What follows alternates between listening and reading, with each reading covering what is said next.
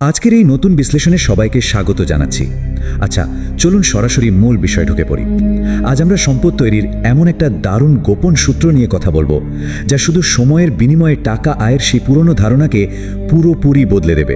এমন একটা পদ্ধতি যেখানে একবার ঠিকঠাক পরিশ্রম দিলে তার ফল পাওয়া যায় বারবার, বছরের পর বছর। শুরুতেই বেশ ইন্টারেস্টিং একটা প্রশ্ন নিয়ে ভাবা যাক।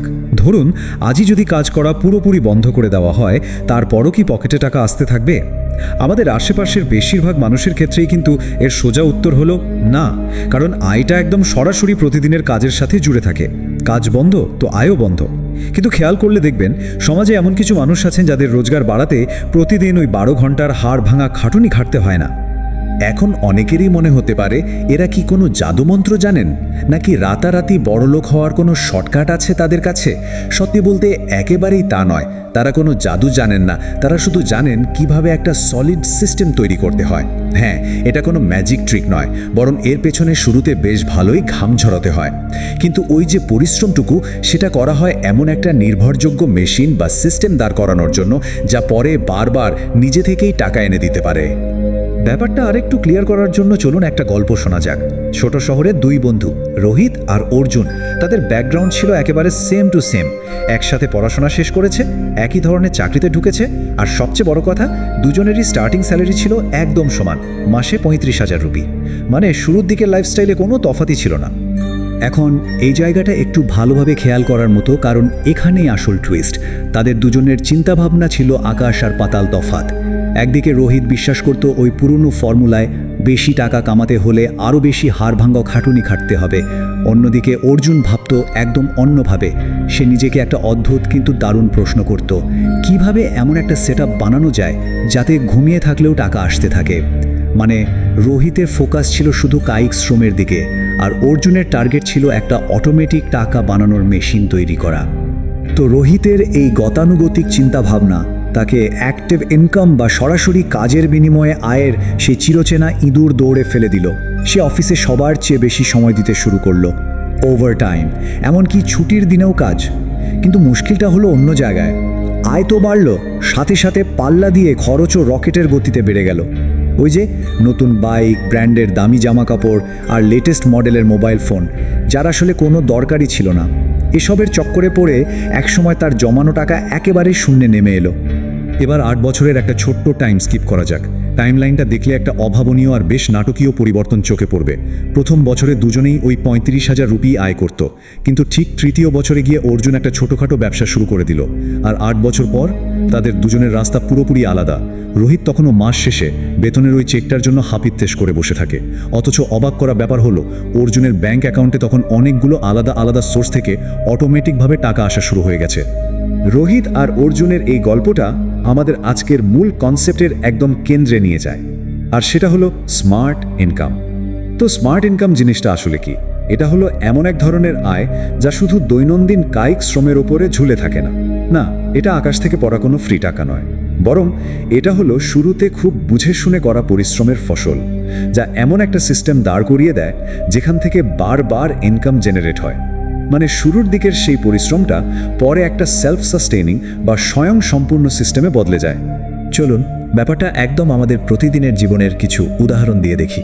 যেমন ধরুন, একটা মুদি দোকান দিয়ে সেখানে রেগুলার স্টাফ নিয়োগ দেওয়া, কিংবা পাড়ায় প্রতিদিন দুধ সাপ্লাই দেওয়ার একটা ছোট ব্যবসা, অথবা মশলা প্যাক করে বিভিন্ন দোকানে দোকানে পৌঁছে দেওয়া, যেখান থেকে নিয়মিত অর্ডারের একটা ফ্লো থাকে।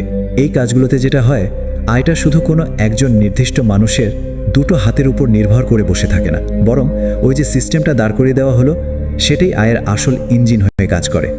আচ্ছা, এখানকার সবচেয়ে ইন্টারেস্টিং পয়েন্টটা হলো সফল আর ধনী মানুষদের মাইন্ডসেটটা বোঝা।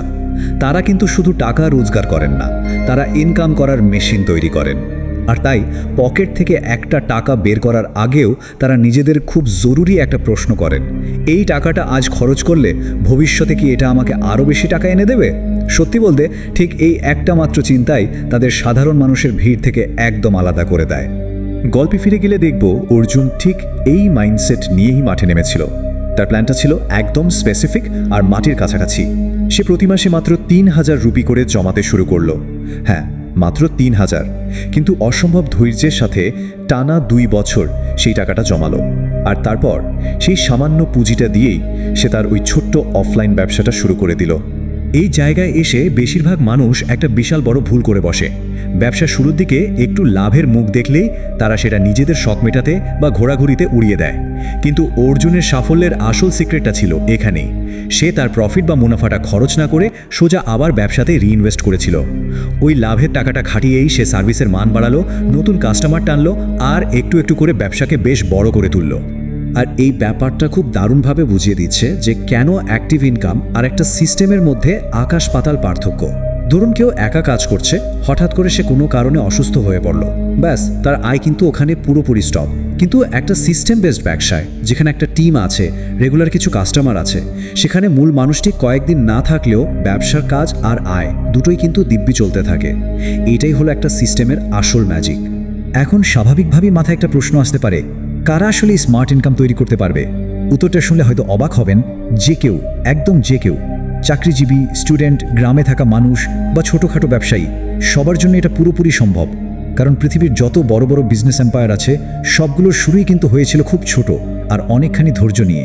তাই বর্তমান অবস্থা যেমনই হোক না কেন, প্ল্যানিং ঠিক থাকলে এই ট্র্যাকে হাঁটা শুরু করা যায় আজই। ওই যে 8 বছর পর রোহিত আর অর্জুনের দেখা হলো, তখন রোহিত একদম থবনে গিয়ে জিজ্ঞেস করেছিল, ভাই তুমি এত কুল থাকো কি করে? তখন অর্জুন হেসে জীবনের সবচেয়ে দামি লেসনটা শেয়ার করেছিল। সে বলেছিল, আমি আসলে টাকার পেছনে ছোটা বা টাকার জন্য কাজ করা বন্ধ করে দিয়েছি। তার বদলে আমি এমন একটা সিস্টেম বানানোর কাজ শুরু করেছি যেটা আমার হয়ে টাকা আয় করে। একদম পয়েন্টে হিট করার কথা, তাই না? তো চলুন এবার একটু সামনের দিকে এগোই আর দেখি কিভাবে এটা ধাপে ধাপে কাজে লাগানো যায়। এই পুরো আলোচনা থেকে আমরা অর্থনৈতিক স্বাধীনতার 5টা গোল্ডেন রুল বা সুবর্ণ নিয়ম পাই। 1 নম্বর, শুধু একটা বেতনের উপর ভরসা করে বসে থাকা যাবে না। 2 নম্বর, প্রতি মাসে অল্প হলেও সঞ্চয় করতে হবে। 3 নম্বর, জমানো টাকাটা ঠিক জায়গায় ইনভেস্ট করতে হবে। 4 নম্বর, বারবার উপার্জন করতে পারে এমন একটা সিস্টেম দাঁড় করাতে হবে। আর 5 নম্বর এবং সবচেয়ে জরুরি, প্রচুর ধৈর্য রাখতে হবে, কারণ একটা শক্তপোক্ত সিস্টেম তৈরি হতে একটু তো সময় লাগবেই। একবার গড়ুন, বারবার আয় করুন, এটা শুধু সুন্দর শোনানোর মতো কোনো লাইন নয়, এটা আসলে একটা কমপ্লিট মাইন্ডসেট, একটা অভ্যাস, আর বলা যায় একটা লাইফস্টাইল। জীবনে সফল হতে গেলে কঠোর পরিশ্রমের কোনো বিকল্প নেই, এটা একদম সত্যি। কিন্তু সেই পরিশ্রমটা যখন একটা সঠিক ডিরেকশনে আর একটা সিস্টেম দাঁড় করানোর পেছনে দেওয়া হয়, ঠিক তখনই সেটা সারা জীবনের জন্য একটা সলিড ইনকাম সোর্স হয়ে ওঠে। আমরা আজকের এই বিশ্লেষণের একেবারে শেষ পর্যায়ে চলে এসেছি। যাওয়ার আগে একটা বেশ ভাবিয়ে তোলার মতো প্রশ্ন রেখে যেতে চাই। আজ থেকেই যদি স্মার্ট ইনকাম তৈরির ডিসিশন নেওয়া হয়, তবে ঠিক কী ধরনের সিস্টেম তৈরি দিয়ে এই যাত্রাটা শুরু করা যেতে পারে? মাথায় যদি দারুণ কোনো বিজনেস আইডিয়া ঘুরপাক খায়, তাহলে কিন্তু নিচে মন্তব্যের ঘরে শেয়ার করা যেতে পারে। পার্সোনাল ফাইন্যান্স আর ওয়েলথ বিল্ডিং নিয়ে এমন আরও ইনফরমেটিভ আলোচনার জন্য সাবস্ক্রাইব করে সাথেই থাকার অনুরোধ রইল। কথা হবে পরের কোনো বিশ্লেষণে।